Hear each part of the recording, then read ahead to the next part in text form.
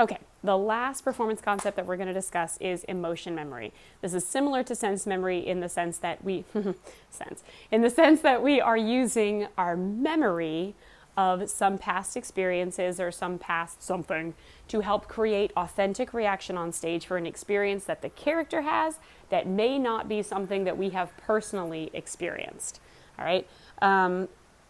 So the example I'm going to be using comes from the musical Shrek. And in the musical Shrek, there's this really fun, awesome song where Shrek and Fiona are walking along and they're talking and they're basically one-upping each other and talking about how bad their lives were. And so they're saying things like, I had to live in a tower with a chamber pot, and you think that's bad? I got chased by pitchforks and they set my booty on fire, right?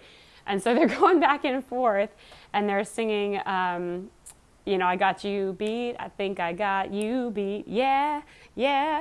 Anyway, they get to this one line where they both turn toward each other and they say, "My mom and dad sent me away," and everything stops because they realize they have common ground, and they find in that moment, oh my gosh, we both think our experiences are horrible, that they were worse than the other person, but we both were sent away. We both have this common bond, of this experience. So if I were to play the role of Fiona, I was not abandoned by my family at 7, so I do not have that specific experience in my life to base my performance on.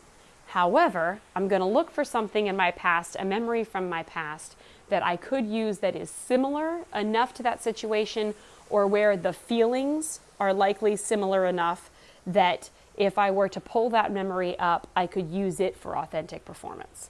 All right? So what I would go to for me is the time that I was sent away to the family school.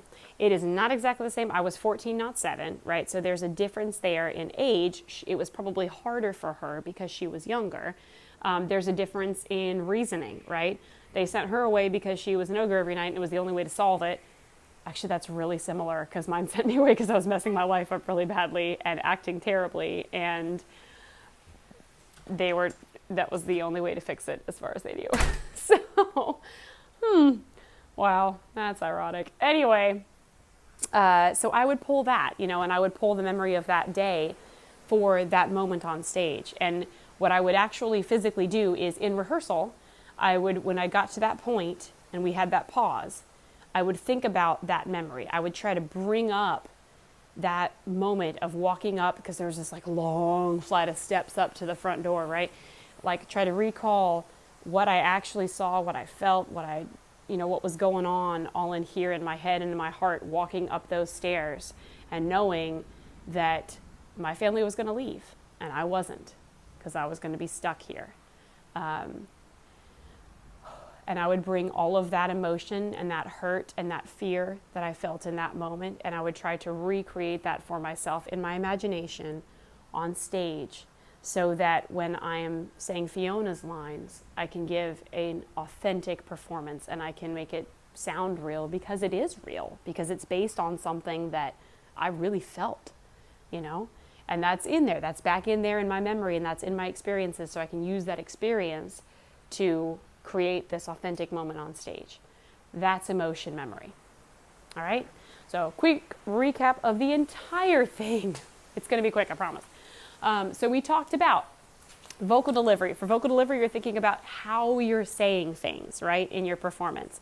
And so you're going to use the 4 variable elements of voice: projection, articulation, inflection, and pace, to change how you say something so that you can give the full meaning of what's being said so the audience can understand it, and then also so that you can create an emotional experience for that audience. Okay? The next thing we talked about was visual delivery, and that is all of the visual elements on stage. It could also include costume and all of those things, but for now we're just focusing on performance. How can you use your movement, your gestures, and your posture to help communicate things about the character and the story?